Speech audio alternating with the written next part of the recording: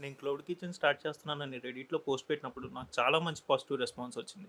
At the same time నాకు చాలామంది మీకెంత ఇన్వెస్ట్‌మెంట్ అయిందో చెప్పండి, ఏమేం డాక్యుమెంట్స్ కావాలి, అసల ఎలా స్టార్ట్ చేయాలి, మేము గూడా స్టార్ట్ చేద్దాం అనుకుంటున్నాం ఇలా అని జెప్పి చాలామంది సో, ఈ వీడియోలో నేనైతే ఇన్వెస్ట్‌మెంట్ పార్ట్ గురించయితే చెప్దాం అనుకుంటున్నాను. నాకు ఇప్పటివరకు అయిన ఇన్వెస్ట్‌మెంట్ పార్ట్ వచ్చేసరికి 15,000 అనమాట. ఈ 15,000 నేను ఎక్కడెక్కడ వాడానంటే స్విగ్గీ అండ్ జొమాటో ఆన్‌బోర్డింగ్‌కి అండ్ ఫుడ్ ప్యాకేజింగ్ మెటీరియల్‌కి అండ్ 3 డేస్ ఆఫ్ గ్రోసరీస్‌కి అండ్ ఫుడ్ స్టోరేజెస్‌కి, ఫసాయి సర్టిఫికేట్‌కి మొత్తం అంతా కలిపి నాకు 15,000 అయింది. మొత్తం నాకు ఆన్ బోర్డింగ్ అయిపోయి వచ్చిందనమాట.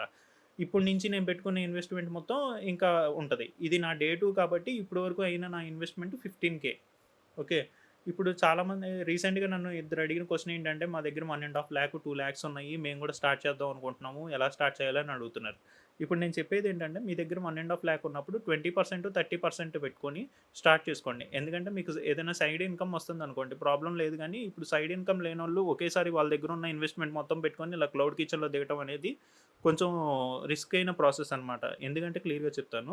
క్లౌడ్ కిచెన్స్‌లో ఏంటంటే డైన్ ఇన్ ఉండదు. టేక్ అవేనే ఉంటది. ఈ డైన్ ఇన్ లేకపోవడం మూలంగా ఆల్మోస్ట్ కొంచెం ఆర్డర్స్ అనేది తగ్గుతా ఉంటదనమాట. ఈ టేక్ అవేలో ఏమవుతుందంటే స్టార్టింగ్ ఇనీషియల్ స్టేజ్‌లో మనం 1,50,000 పెట్టి స్టార్ట్ చేసినప్పుడు మనకి లైక్ జొమాటోలోను, స్విగ్గీలోను కొంచెం ఆర్డర్స్ తక్కువొచ్చినాయనుకోండి. లైక్ నేను ఒక 10 మెంబర్స్‌కి ఫుడ్ అని చెప్పి రెడీ చేసుకొని పెట్టుకున్నాను. నాకు కానీ ఈరోజు 2 ఆర్డర్సే వచ్చినియి. నాకు 8 మెంబర్స్ ఆర్డర్ వేస్ట్ అయిందంటే నాకు కొంచెం అమౌంట్ అనేది లాస్ అయిపోద్ది. నేను మళ్ళీ నెక్స్ట్ డే ఇన్వెస్ట్‌మెంట్ పెట్టుకోవటానికి నాకు ఇన్‌కమ్ లేదు కాబట్టి మళ్ళీ ఎక్కడో చోట తీసుకోవాల్సి వస్తూ ఉంటది. అలాంటప్పుడు వేరే వాళ్ళ మీద డిపెండెంట్ అయ్యేదానికన్నా మన దగ్గర 1,50,000 ఉన్నప్పుడు 20%, 30% పెట్టుకొని స్టార్ట్ చేసుకొని ఒక 3 మంత్స్ మనం క్లయింటేలా పెంచుకున్న తర్వాత 3 మంత్స్ తర్వాత మనకొచ్చిన అమౌంట్ ఇది పెట్టుకొని కొంచెం మెనూలో ఐటెమ్స్ పెంచుకోవటం గానీ, ఏమైనా కొత్తయి కొనుక్కోవటం గానీ, ఇలా చేసుకోవటం బెస్ట్ అనమాట. ఇప్పుడు సైడ్ ఇన్‌కమ్ అంటే నా విషయంలో ఏంటంటే నేను నేను సైడ్ ఇన్‌కమ్ ఎందుకు మెన్షన్ చేశానంటే నేను ఈ క్లౌడ్ కిచెన్‌ని 4-12 వరకే ఆపరేట్ చేస్తున్నాను. అంటే ఈవినింగ్ 4కి స్టార్ట్ అయ్యి నైట్ 12కి క్లోజ్ అయిపోద్ది. మార్నింగ్ అంతా నేను ఫుల్ టైమ్ ఫోటోగ్రాఫర్‌ని. నేను అట్ ది సేమ్ టైమ్ యూట్యూబర్‌ని గూడా అనమాట.